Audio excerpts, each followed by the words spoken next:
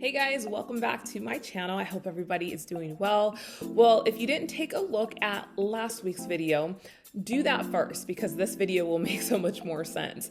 I'm starting the new year off with a question, and the question is, can you spare a minute? Technically, can you spare 5? Because my goal is to try to keep these videos 5 minutes or less. And so SPARE is an acronym for getting fit in 5 different areas: spiritually, professionally, academically, relationally, and emotionally. And each week, I'm going to cover each of these topics. And so last week I talked about spiritual fitness. This week I'm going to talk about professional fitness and what that looks like. Okay. And so I'm all about purpose and people, being created for a purpose and stepping into your purpose. And I'm really big about that because I really am in a space where I know I'm living out my purpose. That involves teaching, mentoring, inspiring, anything in that realm, right? And so I'm not where I want to be, but I'm definitely on the right highway, if that makes sense. I'm not off somewhere where I shouldn't be. I'm in the right area, but I also feel like God has so much more for me in this area. And so my goal right now is to just listen and to have discernment about what I should and shouldn't be doing. But living in your purpose is tough because sometimes, and this isn't the case for everybody, but sometimes we feel like we have to choose our purpose versus income, right? We've all heard that question, right? If money were an object, what would you do? And there's some relevance to that question because I strongly believe there's something that we're all created to do. And ultimately, if you truly believe that's your purpose and it's something that God has created you for, the income will come eventually. It's just a matter of persevering and kind of pushing through those seasons, which a lot of times, unfortunately, individuals make the choice not to do that, right? And having to sacrifice certain things. And so there's 3 things that I want to cover in the next 3 minutes. And that is this. The first one is living in your purpose. How do you even know what your purpose is? All 5 of these areas that I'm covering, I strongly believe they go together. And when one is off, it's going to tilt the other ones off a little bit. So when you are off spiritually, right, a lot of times that's going to throw you off relationally, right? If you are off in your job, that might throw you off, emotionally, right? So they all really go together. And I'm saying that because in order to tap into what your purpose is, you're going to have to go back to what I talked about week 1 last week on this topic, and that is to find your anchor and to really stop and ask and really to figure out, what is it that I'm drawn to? What is it that God is pushing me towards? There's something for everyone. I guarantee you that. I guarantee you that. If I look back over my life over the past 20 some odd years or so, I can see how God has been like orchestrating me. I haven't always taught, I haven't always mentored, but I can look back and see how, wow, if that didn't occur, then,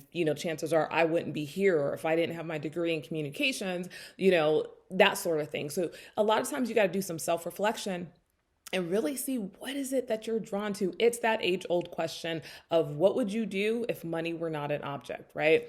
The second thing is, in today's society, unfortunately, right, y'all can see in the back, my kitchen back there, that thing I'm pointing to is a microwave.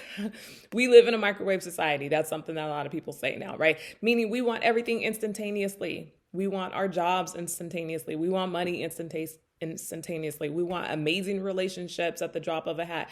And anything worth working for. I kind of hate cliches. Sometimes they just come out of me naturally, but it's the whole thing of anything worth having is going to take some time. I have a lot of students that I see and the ones that I mentor. Sometimes they're in a season where they're doing a job that's getting them to their purpose, but it's not their ideal job.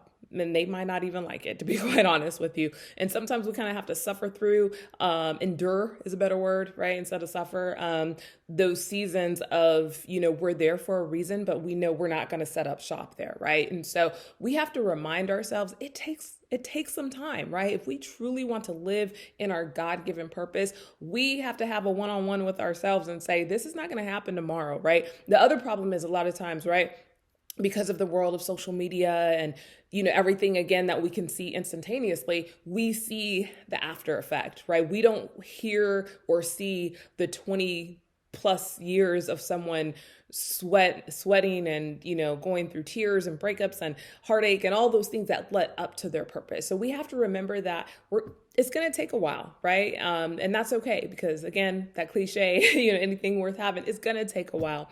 And then lastly, not everybody will agree with me on this, but I strongly believe if you are living in your purpose, there's a component of your purpose that's going to allow you space to give back to other people. And that is so critical. We've become such a I society and me society. We've lost sight of helping others, right? And it doesn't mean you have to be in a career or field where we associate, helping, like being a nurse or a doctor or, something, or a teacher or something like that. It's not necessarily that. You can work in, IT, you could work in, construction or something like that.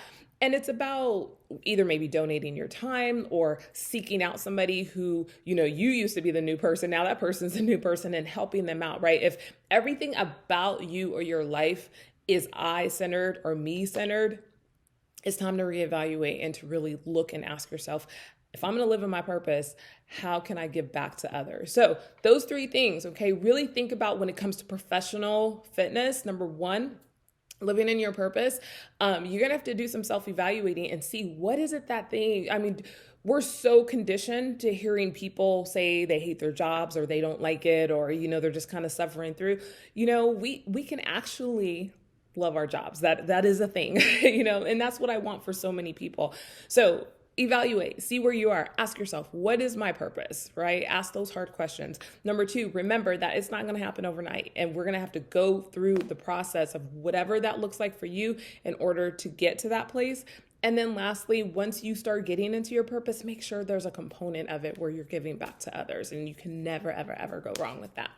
All right, that's it for this week. Have a wonderful week or weekend, and I will see y'all on the next video.